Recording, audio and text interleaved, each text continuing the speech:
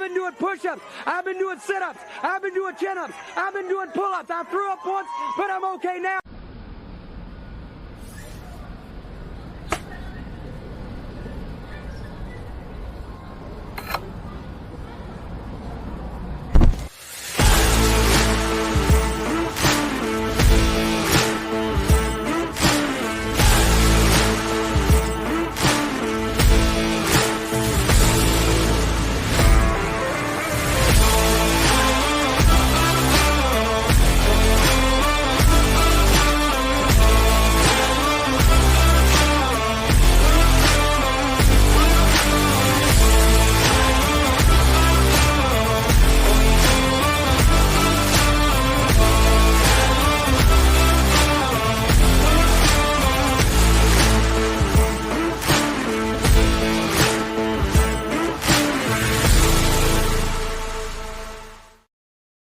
What's up, everybody, and welcome to a Wednesday edition of the Ysn Power Hour. DJ Yoakley with you, and it is a great Wednesday because, ladies and gentlemen, baseball, softball, track season has begun here in Northeast Ohio. A beautiful day yesterday, although not too warm.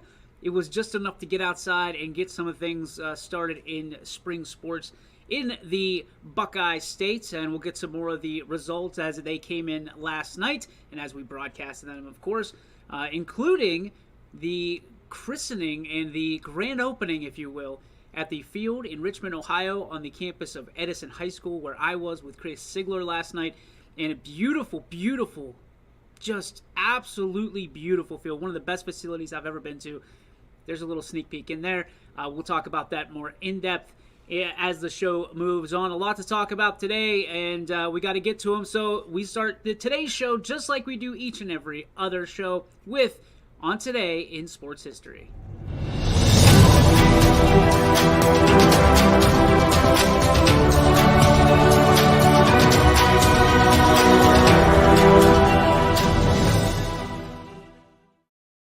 Today in sports history, March 30th, 2001, at 15 years, 9 months of age, American swimmer Michael Phelps breaks the 200-meter butterfly world record at the U.S. World Championship Trials at Austin, Texas. Becomes the youngest male to set a world mark. And, you know, with the Olympics over, we kind of had a twofer with the Olympics this year, with the Summer Olympics, and then because they were backed up due to COVID, and then we had the Winter Olympics this year just a few weeks ago. And, of course, one of the greatest Olympians of all time, Michael Phelps. You look at a guy like Michael Phelps who, you know, had all this success in the Olympics, and now we don't know where he is. He kind of fell off the face of the earth, you know, with swimming. And now that, you know, I don't know, maybe he's a swim instructor or something along those lines. I haven't heard or seen Michael Phelps for the last 4 years or so. So I'd be interested, maybe you know where Michael Phelps is. Maybe we need to put an APB or a wellness checkout on Michael Phelps. And that's part of the problem, I think, nowadays is, you know, it's a what have you done for me lately kind of stance. And Michael Phelps was the greatest American, I think, greatest American Olympian to ever live, with all the medals that he did and all the great things he did, and all that now, all the things that he's diving into with mental health and things of that nature to try to help people, not just athletes, with their mental health. I guess that's where he's been, is doing that, but kind of tongue-in-cheek there. But the reality is the stuff that he's doing is not tongue-in-cheek. It's very serious, and people that, like Michael Phelps, that use their popularity, that use their you know, celebrity status for good.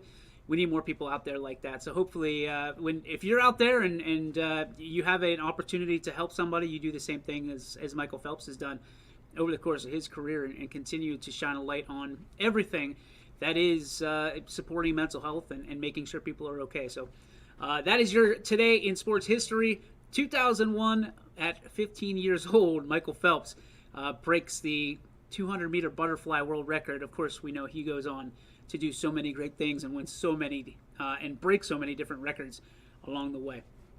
All right, let's shift gears here to what was in the world of sports yesterday around the area, and we don't have to look very far because When you take a look at the weather, so it was, I want to say it was 42 degrees when we started our game last night. Umpires still getting into into their breaks and fitting into their seasons, because it was supposed to be a start time of 5 o'clock in Edison or Richmond, Ohio, at the Edison game. It turned into a 5:58 first pitch, which is usually fine. I've got no problem with waiting and I've got nowhere to be from that standpoint. But it went from 42 degrees to 38 degrees in start time, and then trickled down after that. Now, if you were at the game, if you're from East Liverpool or Edison, you're probably sitting there going, you just stop with the talking about the weather because you guys were indoors. Yes, I will say that. We were protected somewhat from the elements. Chris Sigler and I were protected from the elements, but we had the window open because we had to have the camera up. And obviously, the new facilities there, the only thing I think they forgot was the heater, which I'm not big on. It was cold. We knew it was going to be cold. It could have been of a hell of a lot worse. But there was no heat in the bottom, and that's okay with me, because you're only going to utilize heat in that building for probably a month, if that. But at the same time, it was one of those things where it was chilly. And sometimes, people, I can only imagine the people that were sitting watching on their phones or watching on their devices. The field is beautiful, and it looks so good on the stream. It's that watermelon striping. It's perfect. It's light green, dark green. The red clay turf. Everything's turfed out. The logo in center field. It is absolutely beautiful. Only a handful like it in Ohio, I believe, one of them being Austin Town Fitch. But you look at playing in that facility, opening it up and christening it, on ysnlive.com, christening it in front of, instead of just the people that were there, christening it in front of everybody who literally were drooling watching the game. I mean, I received so many text messages about how, asking me how the field was, how in the world they were playing, but how they got to have those facilities. And the answer is Richmond, Ohio is a hotbed for baseball. Lower Columbiana County and further into Jefferson County, you look at teams like Toronto, they are absolutely phenomenal at baseball. There's a love, there's a passion there. East Liverpool, Beaver Local, Wellsville, Southern Local, Toronto. You look, just keep on going down the line. Chris Sigler was educating me last night on the way down about how passionate people are about baseball, and that's why you see fields like that, those popping up, and it's an honor to be able to play on those fields. It's an honor to be able to really grow up and have that as a foundation. And last night was a beautiful moment, several beautiful moments if you're a Wildcat fan, about all those years of hard work and culminating into that moment of debuting that field. And most people will sit there, okay, we get it. It's a turf field. I wish I could put it into easier words to kind of swallow. For baseball and softball, it's a little bit more challenging to raise those funds to be able to get a turf facility like that. And I just want to make this clear. Their softball field is equally as impressive as their baseball field. And their whole complex there in Edison is phenomenal. Brand new football field, brand new softball field, brand new baseball field. It's absolutely gorgeous. They have the LED lights, that, again, made that field just absolutely pop off the screen. Hope you got to check it out. And if you didn't, make sure we're going to be following Edison and every team as much as we can all year long on YSN. Just talked to Quinn before the show started. What did you say, 70, how many this week, hopefully?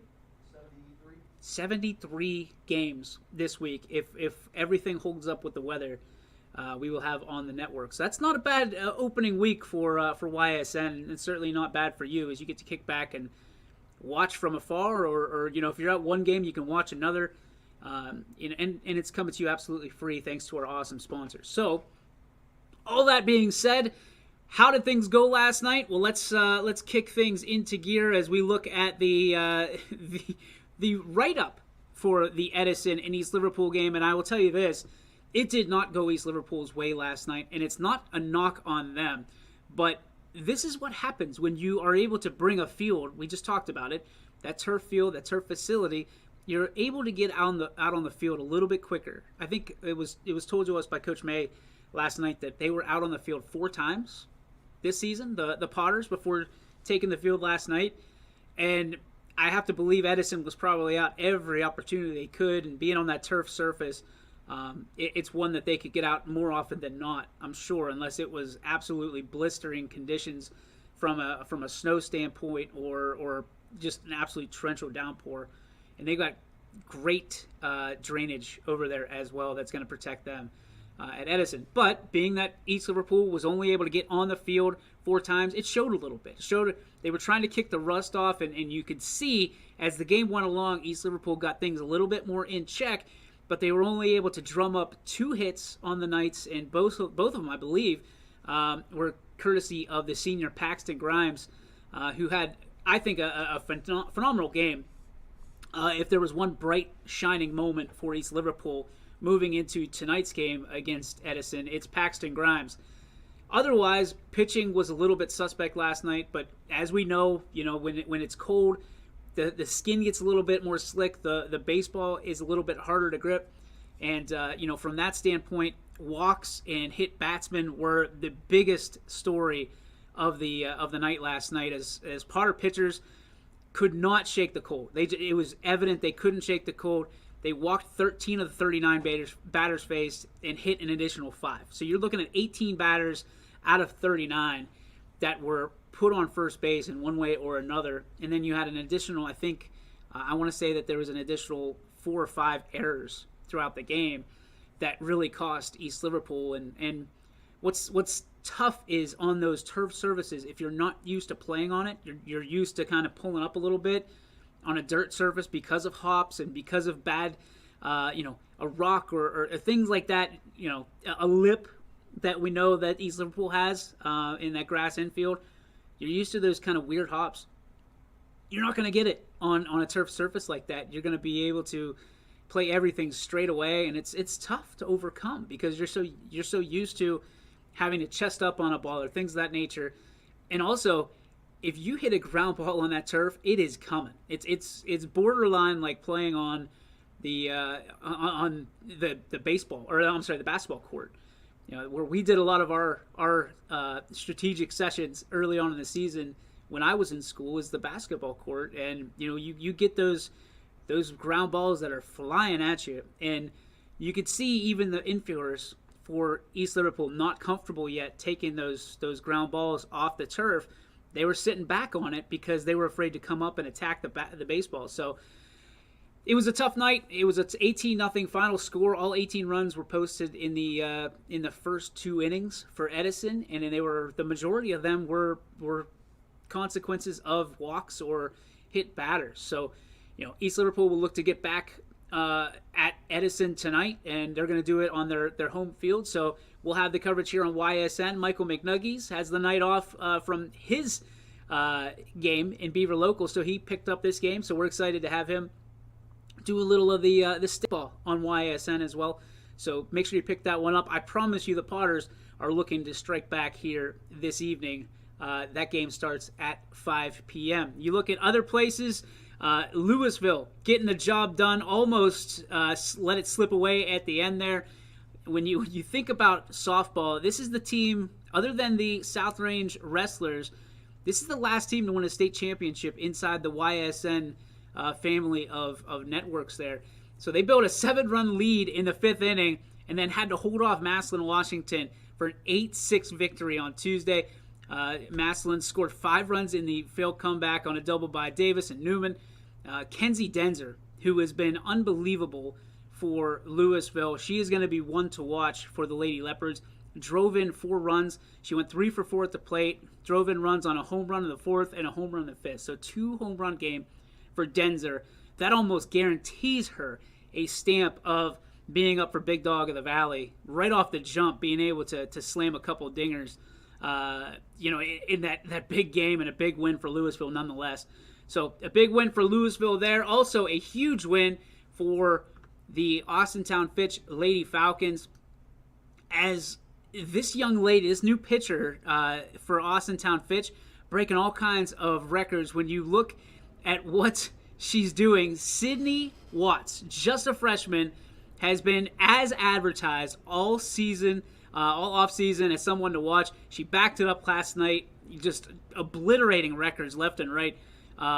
She broke the school record for strikeouts as a freshman, and broke the record for strikeouts altogether with striking out 19 batters in 7 innings. So her final line was 7 innings pitched, only gave up 1 hit, 3 walks, 19 Ks, and no runs against Canfield on their way to a 7-0 victory. Listen, the Canfield Cardinal lady softball team is no slouch at all. They are a program that is constantly there. They're constantly able to win games when it counts. And for Austintown Fitch to go in there and absolutely just blast them and puts everybody on notice. Austintown Fitch softball is here. They are legit, and they are ready to if you listen to Maddie Taylor's interview over the last couple days, Maddie Taylor, who is to me one of the best area softball players, is looking for a state title. And there's not a whole lot that Maddie Taylor does that she does, or that Maddie Taylor wants, that she does not get. She is one of the strongest baseball, softball player. It doesn't matter. One of the strongest student athletes in this area, and it's not even close. Like, her will, her just natural physical strength, and her just mental toughness is off the charts. Add up Sydney Watts, that's in the circle for Austintown Fitch. You add the role players that they have over there, and you have a recipe for a ton of success that can come for the Lady Falcons this season. They're going to be fun to watch. You have to believe that they are going to be somewhere near the top of the power rankings when they come out on Monday. So keep an eye on that as that is as that continues to come out. Melina Toth did her best in the circle for Canfield last night. 6 innings pitched, gave up 11 hits, 1 walk, and 4 earned runs. So obviously some catching up to do for the Cardinals. But again, early on in the season, teams are going to be probably very error heavy in their score lines and in their box scores, because you're getting out there for the first time. You're still battling the elements a little bit. You don't want to make excuses for them, but it is going to be cold, and there's going to be times where you're just shaking off the rust, trying to get back into the swing of things, because you're going from basketball season to baseball or softball season, and you're trying to make those advancements towards the season, just like we are. You're going to hear us call it basketball 800 times. We'll say floor, we'll say court, we'll say all those things. That's why we have a lot of empathy for these players, because we understand that they're making those adjustments too, just as the parents are. There's a lot of parents that wish that they were in a gym last night as opposed to at the field. But at the end of the day, is there anything better than spring sports and summer sports? Because to me, there's not. Don't get me wrong. I love Friday night lights. I love being in the gym for volleyball. I love being in the gym for basketball and things of that nature. But baseball is always going to have my heart. When baseball season opens, I don't care if it's 30 degrees. I don't care if it's 90 degrees. We're going, and we're being able to connect with baseball players and do what we do for spring athletes. And there's nothing like it. So congratulations to Fitch last night, getting off on a big first step, an opening day. I know the Falcon boys will be opening up tonight. A lot of excitement built around that. One of my favorite guys in the world, Joe Roth. I'm sure we'll have a chance to pitch, hopefully. He's straight gas. Dude's all accelerator, and he's been working on a lot of stuff in the offseason, which I think that if you've been tuning into YSN for a long time, you understand just how good that Joe Roth and the Fitch Falcons could be this year. And naturally, I think that he's still going to shock some people, and Fitch is still going to shock a lot of people along the way. But just make sure you know that we're going to be sitting there at the end of the day saying, told you so. Told you so, because they put together one hell of a schedule. They're playing a ton of really good teams, as is Canfield, as is Boardman. Those bigger schools really starting to understand that you've got to play tougher competition in order to go further in those tournaments when, May and June come around. If you want to be there when the big boys are left standing, you have to really, bite your cheek and go. You have to be able to play these tougher competition, these schools that, yeah, they might be a couple divisions lower than you or a division lower than you, but they have a great program in baseball. You want to be able to face them, even though you might risk taking a loss along the way. I mean, look at what Canfield did last year. They played their schedule. They won 24 games, and they only lost one. That one was to Salem. This year, Gary Niddle, Mike Cochran, the athletic director at Canfield, they loaded up their schedule. We are going on a school bus to Toledo for the PBR tournament on Friday and Saturday, and we will be going to Michigan. They will be going to Myrtle Beach. They will be going to all these different places to make sure that they're playing the best competition, so that way, at the end of the day, 2 months from now, 3 months from now, when we're looking at teams that are left standing, Canfield understands that the window is open, but they've got to be able to put possibly their regular season perfect record on the line each and every game in order for that bigger picture, that bigger prize, the shiny object at the end of the day, is that OHSAA state champion trophy. There are so many schools. Warren JFK, Canfield, Salem, West Branch, Austintown Fitch. There's so many schools, and I'm only the tip of the iceberg here, folks. So if I didn't say your name, that doesn't mean that I don't think the highly of you. There's so many schools that can win a championship this year. Baseball, I will argue this until my face turns blue. Baseball and softball, Northeast Ohio, especially where we are, and especially in our network, the hotbed for the state of Ohio in baseball and softball. That is where we are. That is 100% true. Plant a flag in it. And I would argue that with anybody in the state. Anybody in the state, we compete just as well as anybody else in the entire state of Ohio. And we continue to do it year in and year out. And I think that it's trickling down because our travel teams are getting better in softball. Our teams at Scene Park, our teams that are putting together in travel are getting better out of Northeast Ohio. And we're continuing to bring more people into that matrix, if you will, of if you want to go through the gauntlet, you go through Northeast Ohio. It's the same thing in wrestling. It's the same thing in football. It's the same thing in volleyball. We're getting there in basketball. We're right there. But for my money, baseball and softball, that's where we're putting the most kids in college playing at the next level, or is in these spring sports. And I would argue with anybody that that's what we should be known for. So I'm interested to hear from you.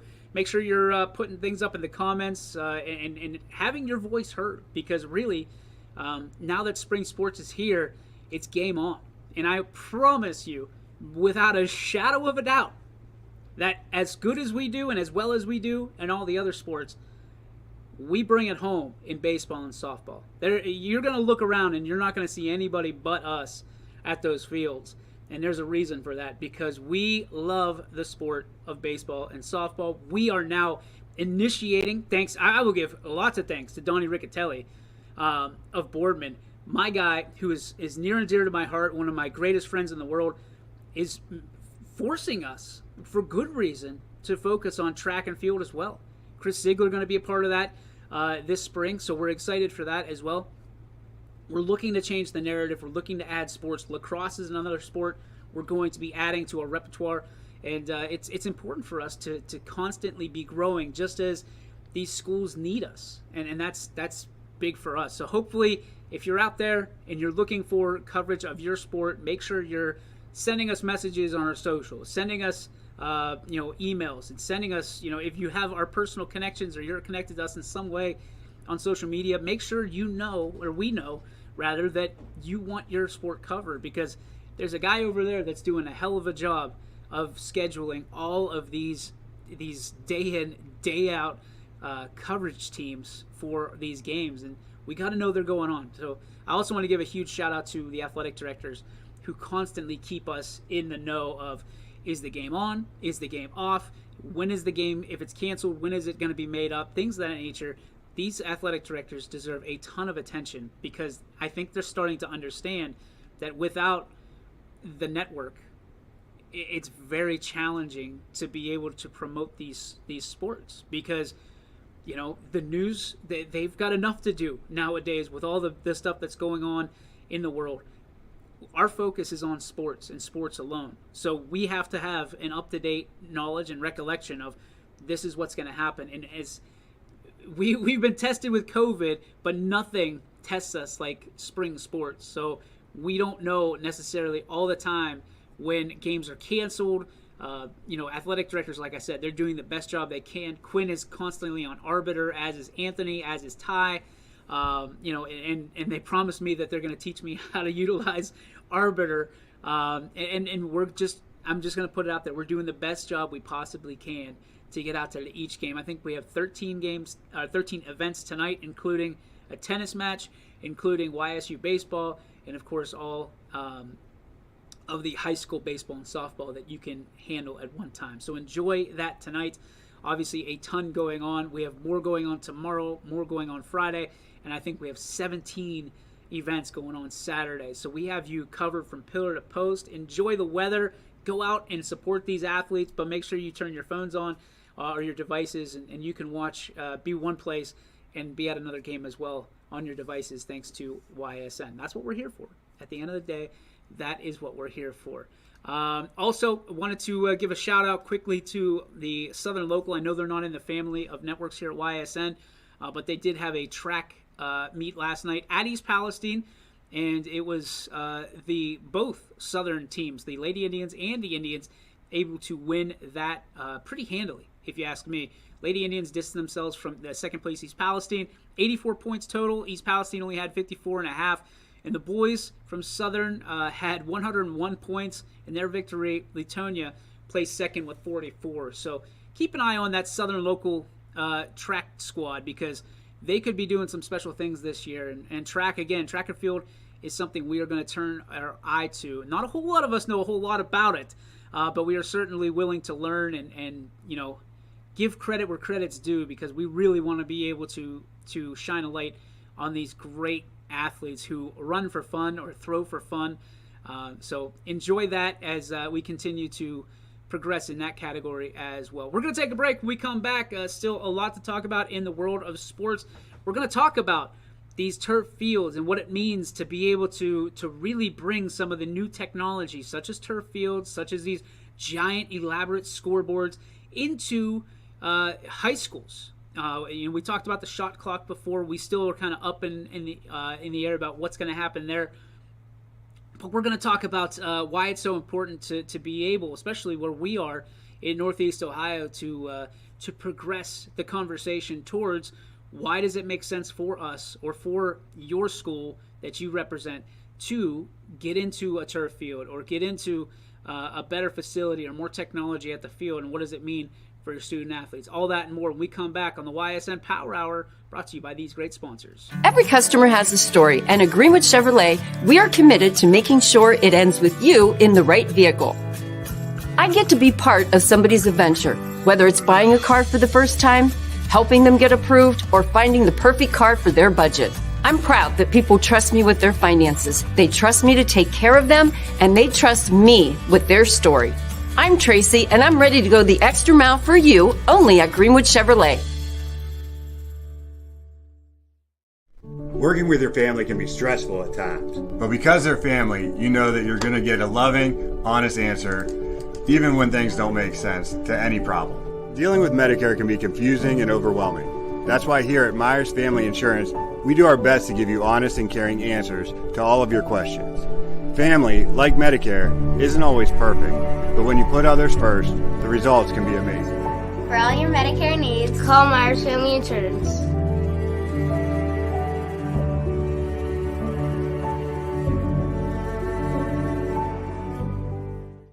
It's storm season. I think we're under the gun for some heavy storms over the next couple of hours. And Storm Tracker 21 is ready. This is probably the one we're keeping a closer eye on. On air, And locally, we're going to have a lot of eyes on our area. Online. All right, let's talk high-risk futurecast and the timing of this weather. On social media and on our app. Notice we'll have scattered showers on Thursday. Stay ready with Storm Tracker 21. The severe weather threat now through around sunset this evening. Hi, this is Tommy Clem, owner of WRS Insurance Solutions.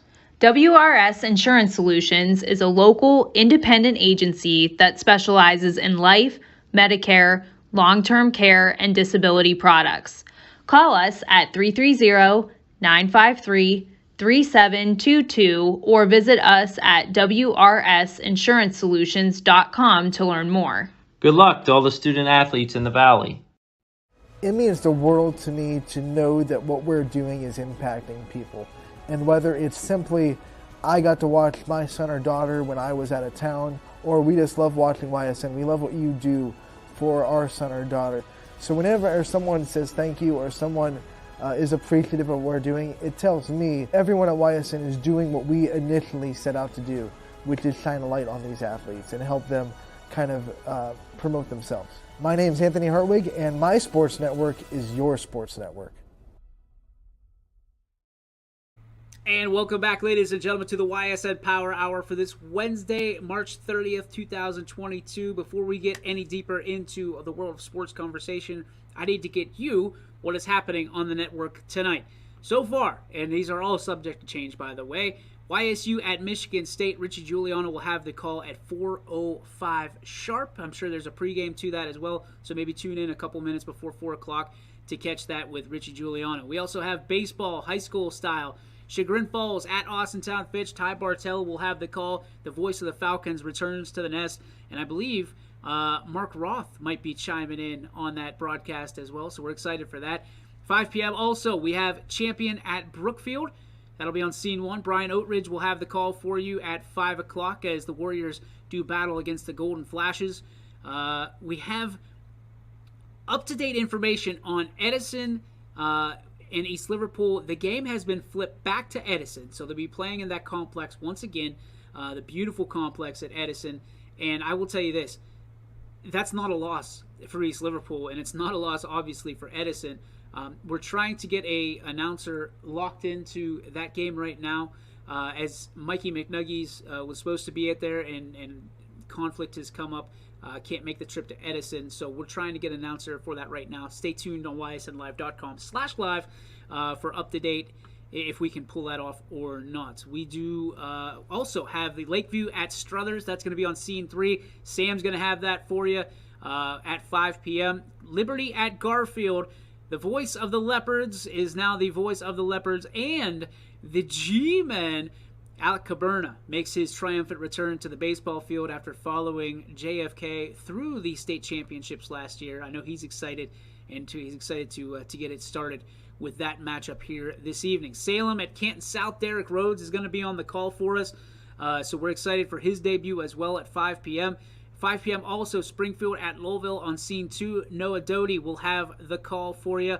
Another 5 p.m. Strongsville at Canfield. I will be out in the Cardinal Nest being the voice of the Cards this year. I'll have up-to-date information on the Cards and a lot of stats thanks to our friend here, Alec Caberna, gave me all kinds of background on Canfield this year.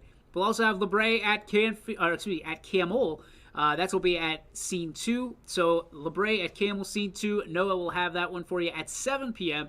Also at 7 p.m., the nightcap, Warren JFK at Ursuline on Scene 3. Sam's going to stick around and keep that one for you as well. Also, another 5 p.m. game. This time it's softball style. Anthony making the adjustment as South Range will play the home team tonight against Jefferson. Anthony Hartwig will have that for you at 5 p.m. So there's your softball fix if you want it. Bob Zanny also at 3:50 kicking us all of our coverage off. At 3:50 today, Struthers versus Warren in tennis. Bob Zanny and the team will have you covered from the tennis court. So add another shrimp to the Barbie for YSN as we now cover tennis. Excited for that. All of your up-to-date links and listings available on ysnlive.com/live. ysnlive.com/live, or just go to ysnlive.com and click on the live tab, and you can go to whatever you want from there, whether it's tennis, softball, baseball, whatever. Make sure that you go there. That is your home for everything that we have available each and every night. ysnlive.com/live. All right, shifting gears once again. Before the break, we talked about why it's so important for teams and programs, especially up here in Northeast Ohio, to invest in these turf fields. This isn't like AstroTurf, like your mama's AstroTurf, or your grandmama's AstroTurf, like back in the days of the Astrodome in Houston and things of that nature. These turf fields are so high in technology that it's safer to be tackled. I believe the studies showed now, and I guarantee you they're out there, and I can't cite any, so take it for what it's worth. They're safer nowadays to be playing on these turf fields than almost grass, and there's arguments for both sides, but you're able to get out there more frequently on a turf field because you're not dealing with the mud and the muck and having to patch up different spaces that you break up during a baseball practice or a softball practice or a soccer practice or whatever it may be. You're seeing more schools nowadays, especially up here, turn to turf for their soccer and their football especially, because obviously football being the mega power that brings in the most money, you want to be able to bring in something, and a lot of these schools think that bringing in turf also brings in opportunities for games in the playoffs, which isn't necessarily true anymore. It's more about your parking and how big your facility is, rather than what you have as a playing surface. But I think it's time for baseball and softball programs to start focusing on getting turf fields. And I know it's easy for me to say in this chair and easy for me to say, hey, you should do this, without coming with a solution of how you get there. But if you look at, Edison, like we've completely painted with a broad brush today. They have this beautiful facility down there. If you have facilities that are I don't want to say shiny, but they're appealing to people. People want to come. They know they're at a baseball game or a softball game, and they can really take in the view of it. You're going to get more people there. And Edison, it was interesting. Edison actually sold tickets last night to baseball and softball, which I don't think I've ever seen before outside of the OHSAA tournament. So they're utilizing their campus to bring money in, per carload, I guess, or I don't know if it's per ticket or per carload, whatever it is.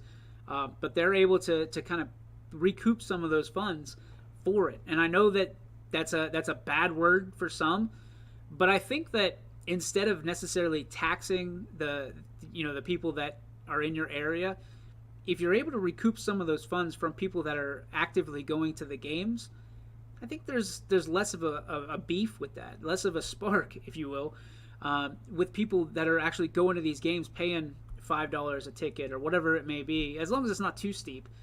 I think that people will usually be okay with that, especially if they're getting a good product, and it's a great opportunity for their kids and there's somebody that they love to be going to these games. You also might get more of the regular Joe going to the games because they want to see the facility. We had one goal last night and one goal still. It's to get people out there to Edison to see these facilities because they are beautiful. It was, and I can, the only one I can compare them to, and as much as I want to compare them to a high school, their facilities are way beyond high school. They almost looked identical to what Steve Leslie and I saw when we went to the university, or Miami University, almost got that switched up, out in Oxford, Ohio, where the Red Hawks play. They have the watermelon field where it's striped dark green, light green, dark green, light green, and just absolutely beautiful. I mean, just absolutely beautiful. Edison has an old school. That school's been around for such a long time, but everything they're building around it is brand spanking new.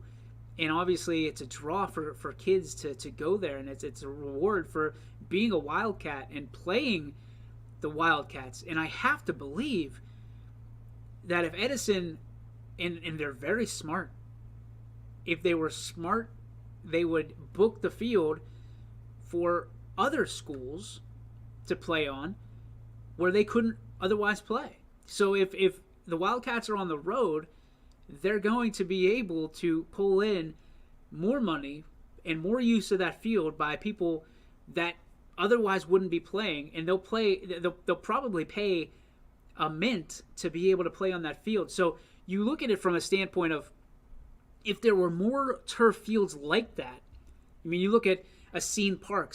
They've talked about it for ages, about turfing at least one field at Ysn Park. What's it worth to a high school or to a baseball team to be able to play a game when you're rained out on your field and your field is garbage, but it's a beautiful day otherwise, and you can't play? That's worth at least a couple $100. At least. I would argue it's worth $150 per team to be able to play on a day that you otherwise wouldn't. So you split the difference, you go 150 each team, you play 7 innings of baseball, and you get a game done. And everybody wins, right? All around. The facility wins, and each team wins because they got the experience. The last thing you want is a baseball season going by the wayside, as we saw a few years ago with COVID, when it was controllable. You can control that you can go play somewhere else. I love that East Liverpool did not take stock in saying, we have to play at our field. They're saying, listen, we just want to play. It's going to be 70 degrees here in Northeast Ohio, in Youngstown. We have to play today. We cannot miss a day like this because we might not get another one for a week, 2 weeks, the rest of the year that's 70 degrees. We got to play, and now they move, and they're going to go back to Edison and play. That is what it's supposed to happen, exactly like to the top, from the top to the bottom. And I'm proud of East Liverpool in that scenario, saying, listen, put the pride aside. Let's just go play some ball. That's what these kids are here to do. It doesn't matter if we go, 30 minutes or whatever it is from East Liverpool to Edison. Let's go play some ball. So kudos to them. Congratulations to those teams for playing today. And obviously, I would be hard-pressed to say that any team that doesn't have turf today isn't playing. Or any team that does have turf isn't playing. I think that every team that has turf is going today. Guaranteed, from that standpoint, because a lot of those drainage systems have to be put in order for the turf to meet the requirements. And you look at that, that's a big plus for some of these teams to be able to get out on a day like yesterday that's 40 degrees. Today's an easy cinch. We were supposed to get rain, have not got a drop of rain to this point that I'm aware of, and these kids are going to be out playing spring sports, and that's all that matters. So I think more teams should look into it. Yes, I understand it's a pretty penny, and I don't want you sending me the bill or the invoice. I know that somebody out there saying, oh, okay, well, Yoakley's just going to scratch the check for it. Someday I hope that's the case, where we can build or help a facility build from our standpoint, because I think that'd be awesome. That's the goal. That's the goal one day, is to be able to do that and allow kids to play more than ever. I mean, that's why I look up to a guy like Bob Seen in so many different levels, because he had a vision. He didn't care the cost of it, but he knew how much he would mean in the grand scheme of things. Those fields were built in 1995, and you know what? We talked about baseball and softball being the hotbed here in Northeast Ohio. A lot of that credit goes to Mr. Seen for the vision that he had and what he carried out, and the people that followed his leadership. There's a huge list of people that do that. But you look at elsewhere. If you can create Ysn Park South, Ysn Park West, Ysn Park East, Ysn Park North, and just make Ysn Park the pitcher's mound in what could be a perfect square, I guess, but a diamond. I think it's a great opportunity. I would love to see it. I really would. Building these facilities, north, south, east, and west. I think that he would smile from the heavens and know that what he started ended up being what it hopefully is one day, is getting these kids on baseball fields and softball fields and allowing them to work on their craft and perfect their craft and give them opportunities at the next level to play sports in college, to maybe get some money to go to college to help them so they're not paying their student loans for the next 20 years. That's what it's about. And I think that it's time, and I'm not saying take the focus off of football fields. I'm not saying take the focus off anywhere. I'm saying some of the focus needs to start going to baseball and softball fields here in this area, because we, again, it's time. It's time that we become more aware of what we're really good at, and that is baseball and softball.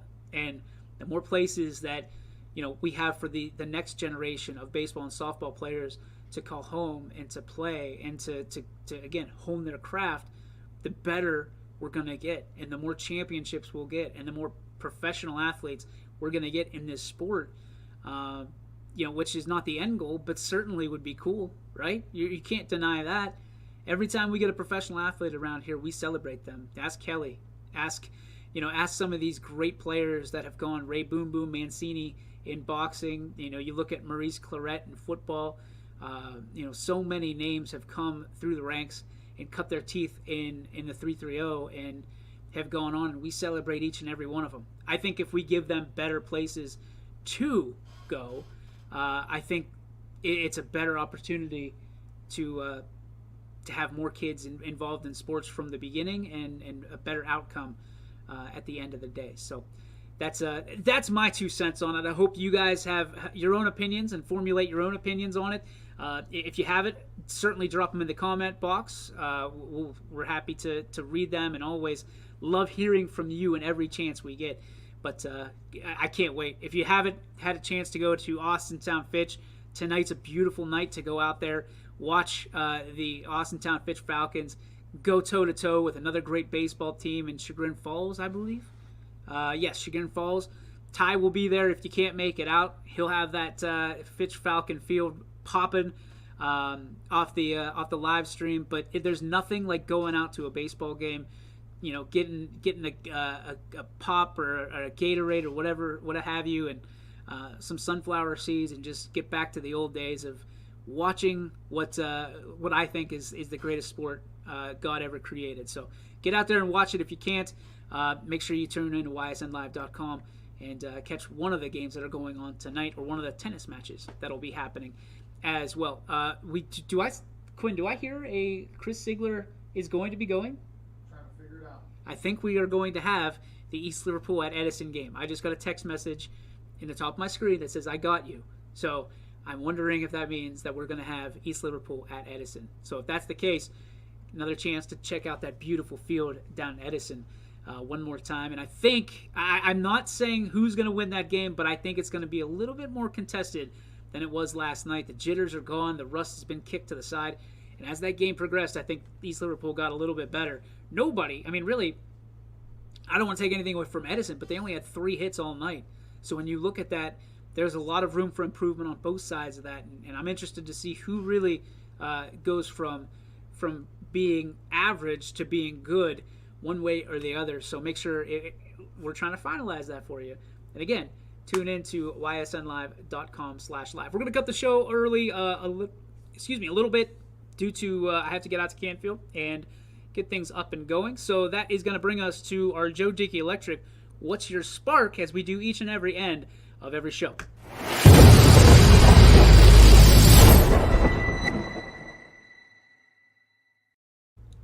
The Joe Dickey Electric What's Your Spark, presented by our friends over at DickeyElectric.com, or on their campus on North Lima. Make sure you visit them. Tell them YSN sent you. Make sure you give a real big high five to my buddy Eric Carlson when you see him, and he is always around. So make sure that you tell him how much you appreciate them giving back to and promoting YSN Live and really being partnered up with us, because it does mean a lot for us, and it certainly means a lot for you, being able to have these games absolutely no cost. So my spark today is interesting because it's from the standpoint of, as many times as I love people, like I said, going to these games, and I love whenever I see people from not this area directly, right? And we try to do the 3-county area as as our kind of plant the flag, Gin Trestle style, and then circle it. Outside of the Tri-County, last night alone, we had over 6,000 views to our website, watching a game, reading a post, reading a story, just perusing our website. 6,000 people, 6,000 views from outside. Now, total, we had about 10 or 11 in that area, in that vicinity, by about 8 o'clock this morning. So you look at that, and in the last 24 hours or so, there's been 10 or 11,000, more so towards the last. I think it was like 10, 9, 10, 8, something like that, that have been perusing the website in the last 24 hours. When you look at that, that is meaningful on so many different levels, because number one, it's meaningful because there's people from the outside of the Tri-County area watching our athletes, watching our student athletes, watching our programs, whether they're succeeding at the time or not, getting eyes on them, which is the number one goal. That's the number one goal of any student athlete out of any program. You want to have eyes on you just to see what you're doing. Number two, it's big for small business. Most people look at us and they think, well, you're just a media company, or you're a media company. Like standing on the Mount Rushmore of Youngstown, you have the three major affiliates and us. While I wish it was like that, we play by different rules. They play by different rules. There's things that they can do that we can't do. There's things that we can do that they can't do. So we are a small business. When it's all said and done, we are a small business. And that's because all of the advertisers that advertise on YSN are small business, local small businesses. So when small business wins, we win. And when we win, small business wins, and our partners. So that's why it's so exciting to see, these great sponsors and advertisers and promoters come out and become new partners with YSN. We're getting more and more. Envelope One is one that I want to shine a light on, just as an example. Great people out at Envelope One looking for great people to start working for them. So if you're looking for a gig or looking for a change of careers, they're hiring at Envelope One. They're hiring nearly everywhere. So make sure you get out there and you support these people, whether it's brand awareness, they want you to buy their services or buy their product, or whether they want you to come work for them. Give them a shot. At least go on their website, see what they're about, and that's the end of my rant. That's the end of my spark, because, again, they put so much time and resources into making sure that they are being put on YSN and making sure they're in front of the people they need to be in front of, which is you. It's you. So make sure that you give them a shot. Just check it out. If nothing else, you can say you did it. Head to their websites. They're all over every single one of our team pages. So all you got to do is click on their banner, and it'll take you right to their website a lot of times. So that's my spark. We have so many great people. Small business is winning right now, even in the midst of what's going on in the world and gas prices going through the roof.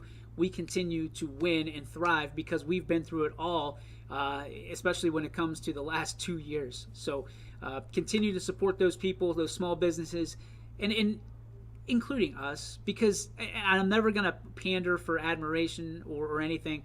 But listen, the support has been so amazing, and I never want to say that